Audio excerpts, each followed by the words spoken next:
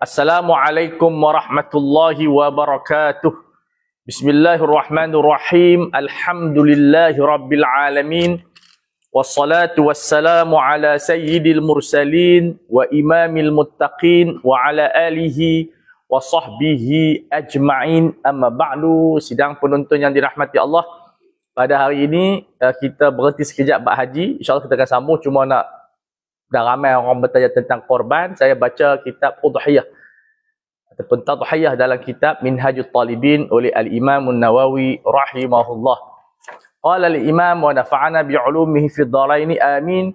Hiya sunnatun la tajibu illa biltizam. Hiya kembali kepada Udhiyah, iaitu korban itu hukumnya sunnah muakkadah alal ain. Maknanya kalau kita faham korban ini dari sudut mikronya adalah sunnah muakkadah, makronya fardu kifayah. Macam mana pun mesti masyarakat tu keluarkan korban. Tak boleh ada sunyi satu kampung ataupun satu qaryah daripada ibadah korban. Dan ibadah korban ini dia mempunyai dua makna. Satu ibadat kepada Allah, satu umran, imaratul ard, development, yang mana sumbangan dia panggil apa, social finance itu wujud. Ya, kita melihat dari sudut makan, kita boleh support, provide kepada orang miskin dan seumpamanya, dan orang Islam belanja berbilion untuk melaksanakan ibadah korban dalam masa yang singkat. La tajibu illa biltizam. Maka hukum asalnya sunnah muakkadah, dan ia boleh wajib apabila seorang itu beriltizam, iaitu bernazar. So bila dia bernazar, hukum sunnah pada itselfnya itu berubah menjadi wajib. Wajib kepada mereka yang iltizam, mereka yang mensyaratkan ke atas diri mereka, yang bernazar ke atas diri mereka.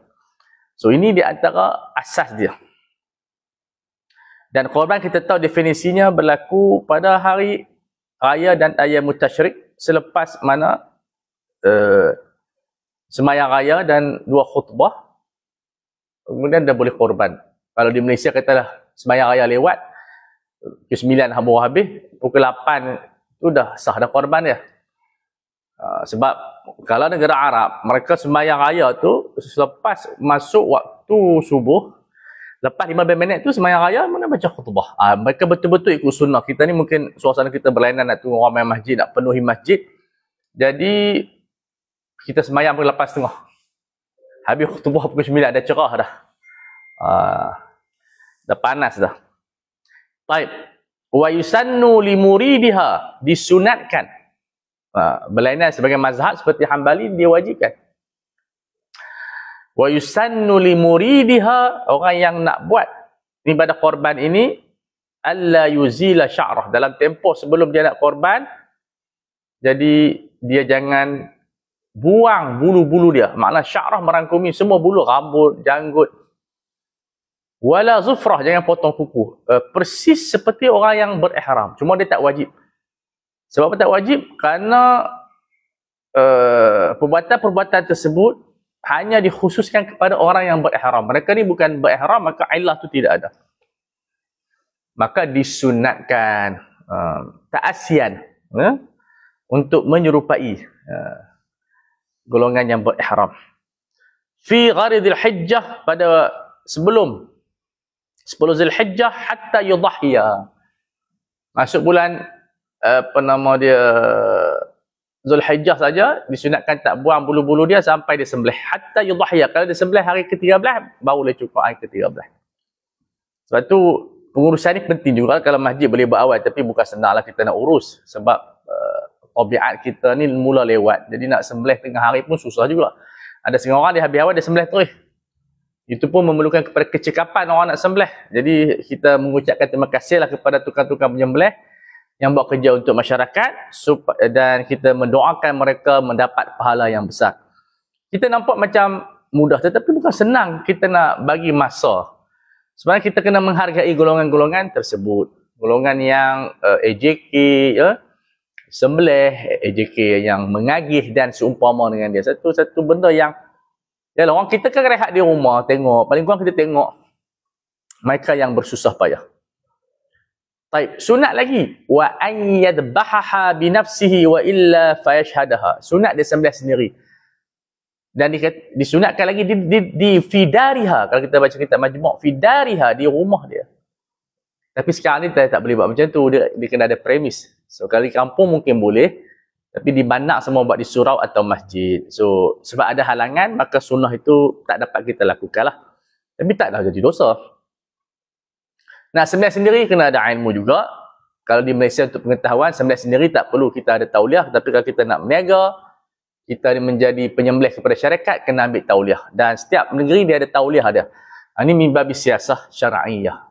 Bukan nak mengetatkan, nak kawal lah, ada latihan. Sebab bila sembelih banyak ni, dia ada risiko-risiko sembelih tak betul, letih. Jadi perlu kepada latihan. Nanti kalau kita ada masa tu, kita bicara tentang kepentingan tauliah, tadrib, latihan dan sebagainya.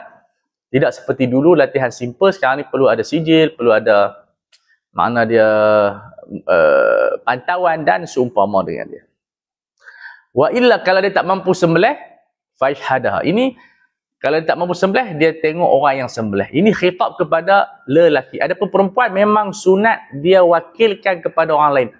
Okey, bila orang perempuan sunat wakilkan kepada orang lain untuk menyembelih, boleh tak dia sembelih? Boleh. Boleh orang perempuan menyembelih binatang korban. Apa-apa binatang lah dia boleh sembelih. Sebab itu kita lihat di industri, orang perempuan dah mula jadi trainer dan dia ajar orang sembelih. Dan mereka pandai ada sembelih. Jadi kita melihat dengan perkembangan moden ini, alhamdulillah, orang perempuan pun terlibat dalam industri, mereka pun terlibat di dalam ini, mereka pun boleh cari rezeki dan seumpama dengannya. Maka terrealisasilah makna maqasid umran itu imaratul ard, dengan peluang pekerjaannya, dengan sumbangan ekonomi, sama ada dalam bentuk kecil ataupun besar. Semua orang boleh menyumbang di zaman sekarang ini, insyaAllah. Nanti kita akan bahaskan nanti insyaAllah tentang anwa' binatang. Binatang-binatang yang boleh dijadikan sebagai korban, dan saya akan bahaskan isu korban dengan ayam. Itu ada dalam mazhab Syafi'i. Kita akan bacakan teks dia di dalam kitab Hasya Al-Bajuri, dalam I'anah pun ada, tapi saya akan bawa kitab Hasya Al-Bajuri digabungkan dengan kitab Minhajut Talibin. Jadi ikuti perbahasan kami tentang udhiyah supaya kita belajar sedikit demi sedikit sampai kita faham dengan cara yang baik. Wassallallahu ala sayyidina Muhammad wa ala alihi wa sahbihi wasallam walhamdulillahi rabbil alamin. Wassalamu alaikum warahmatullahi wabarakatuh.